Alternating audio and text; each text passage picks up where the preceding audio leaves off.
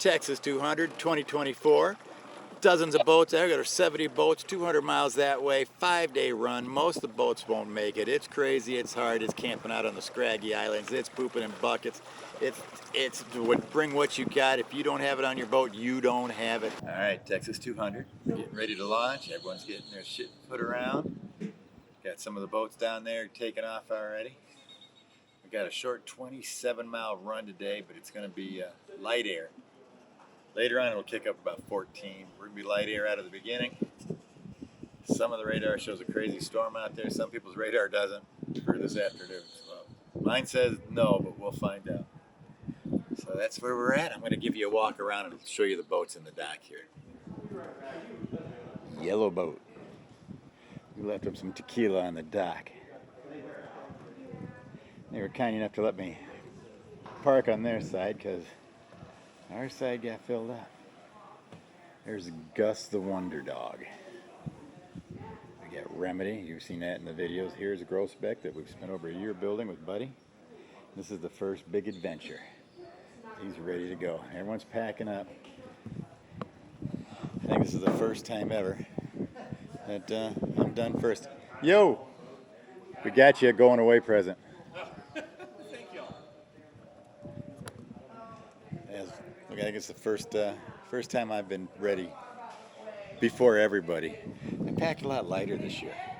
I cut the clothes in half, the water in half. Now I'm not back packing into the boat. There's room to put stuff. It's really nice, easy packing. Because I generally end up coming back with half my clothes and half my water.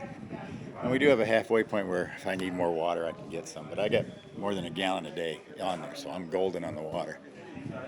I usually just get overboard on that for some reason. I'm too used to when I had a big boat. You had room to carry everything. I had my 34-footer.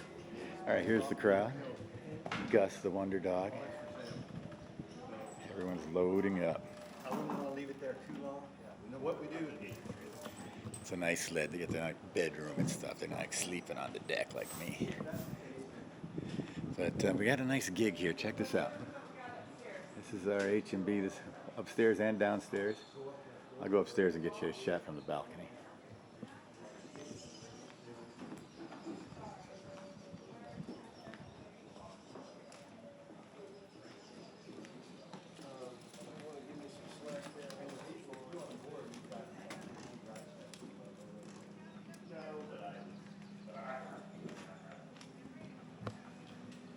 There's some small boats do this run. You wonder, in a week, those little boats got. I don't know how, like that little guy there, both of them in there. The Windrider next door, there's two guys. There would be three. There's two guys running. I don't know how. I barely got room for one guy on my Windrider. All right, let's go up to the balcony. So look at this balcony. This thing is monsters. We got a big deck on my cabin. Not this damn big. This is party time here. Be a good time to work on the top of the mast, huh? Remedy and Grosbeck.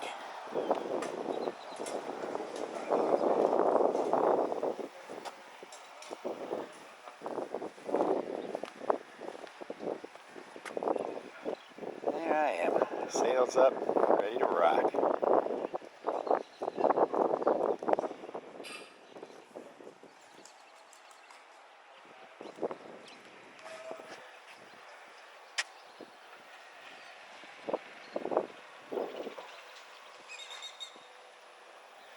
Little fishing town.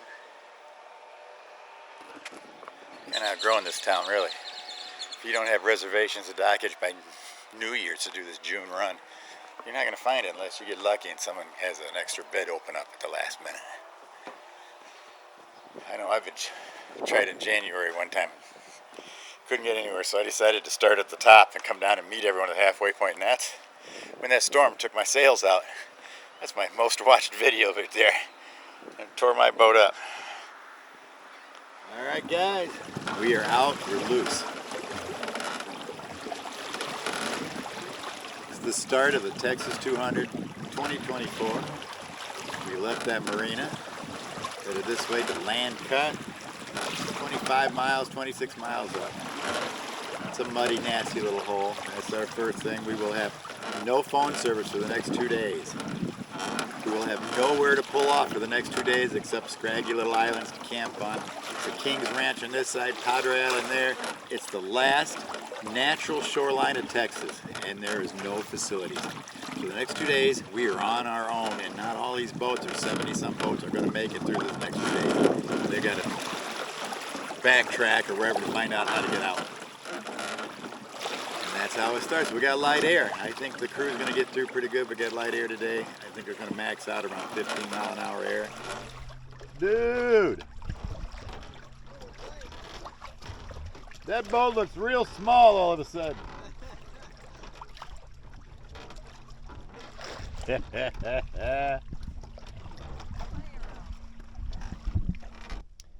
All right, our 9:30 start. It's now 10:01 a.m. We're doing less than 2 miles per hour. You can see our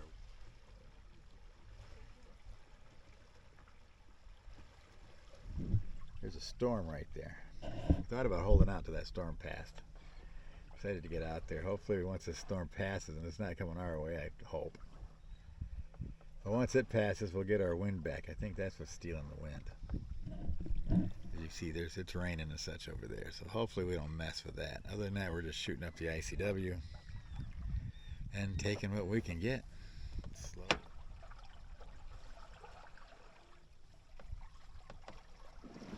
Alright, we're on the edge of that storm. Got my jib in. Things twisted up there. See people dropping sails as fast as they can. Coast Guard says it's real gusty, nasty, 35-knot winds. We're rolling 20-mile-an-hour winds right now, steady. Supposed to be a lot of lightning. This is getting crazy.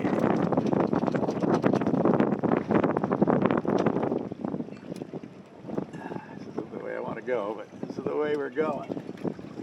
Hang on, Apple. This is that storm I wanted to sit back and let go by. It broke up quite a bit. It's coming into the Gulf with just pop-ups and such. We are all as a whole looking to get around the backside as it swings to land to the left and just stay out of the mess the Coast Guard is warning about. There is 2 groups of thought here. You can see the boat on the right, drop the sails and throw an anchor. Smart move. And then the idiots like me on the left that still have sails up are going to try and just keep it pointed to the wind and just rough it through the other side. Which isn't a bad plan, except when this cooler air hit the hot air of land, it grew and swallowed us up and turned into 45 minutes of hell. The Windrider's like a giant kayak, and you're down in the hole, and it's hard to get up and get around, and you got to stand up. You use the boom as a handrail to get over to the platforms. It's an awkward transition from the cockpit to the deck. Usually you use the boom as a handrail to brace yourself as you cross over. Doing that, the wind, because the boat can turn sideways, the wind catch it, throw the boat around, throw me off the boat. The other option is to let the boom fly free so it won't catch the air, but then it could swing around and take me off the deck like a big baseball bat. Being an overweight 66-year-old man, not a 20-year-old can jump up there like a monkey, I chose to stay safely in the cockpit and just deal with it pointing to the wind. I fired up the motors to help me stay to the wind and just as a safety backup because I don't want to get swung around downwind and have it all catch me. Did I regret 20 minutes from now that I didn't drop my sail? Yes, I did. Did it turn into one of the craziest sails in my 50 years of sailing? Yes, it did. Did this storm take out 20 of the 70 boats that left on this run? Yes, it did. Do you want to see some crazy shit? Yes, you do.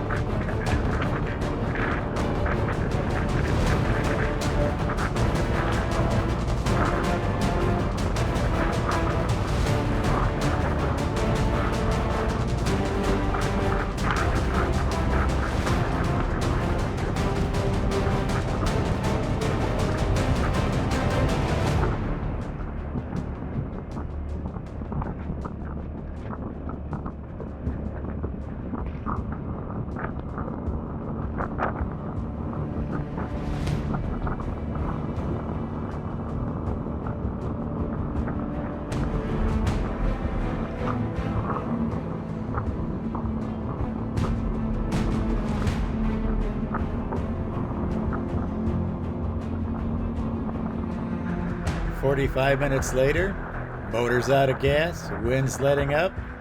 We made it out the other side. I put her into the wind, park her into the wind, take a break for a second, regroup, and away we go. Oh, that feels good, doesn't it? That's happy park.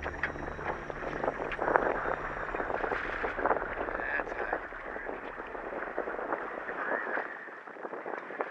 Alright, here we go.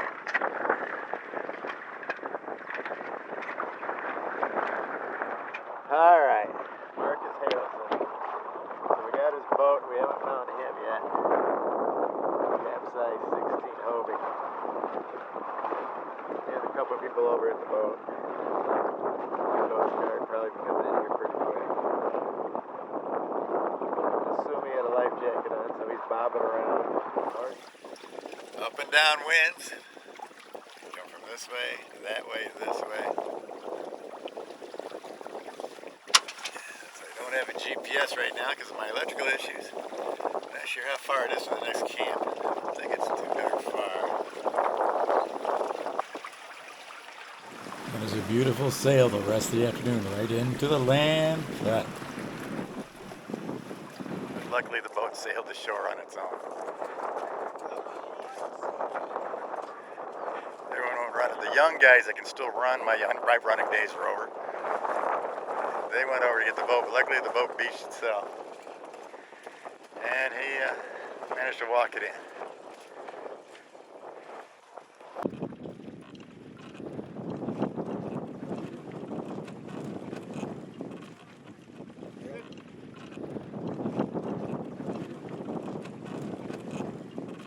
And Growback making it in. I'm going to wander down and harass him.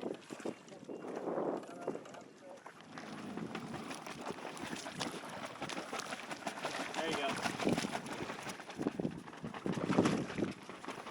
I'd like to point out that I 3 times suggested we sit in the air conditioner for another hour and let that storm pass, and you all voted me down. You are all correct.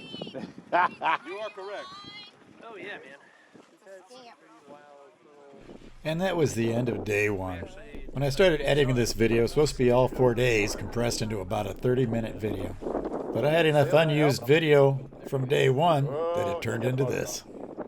A little less polish, a little more grit, and a little more of what goes on in the background. I want to thank all my Patreon members. They really help.